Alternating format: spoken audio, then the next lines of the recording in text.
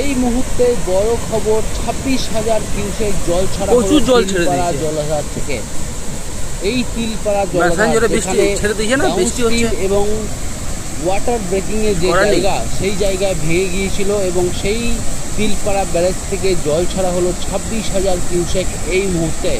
কারণ ঝাড়খণ্ডে প্রবল পরিমাণে বৃষ্টি এবং তার যেই জল ছাড়া হয়েছে ম্যাথাঞ্জোর থেকে, এবং সেই ম্যাথাঞ্জোর থেকে জল ছাড়ার পরেই কিন্তু তিলপাড়া জলাধার থেকে জল ছাড়া হলো 26,000 কিউসেক।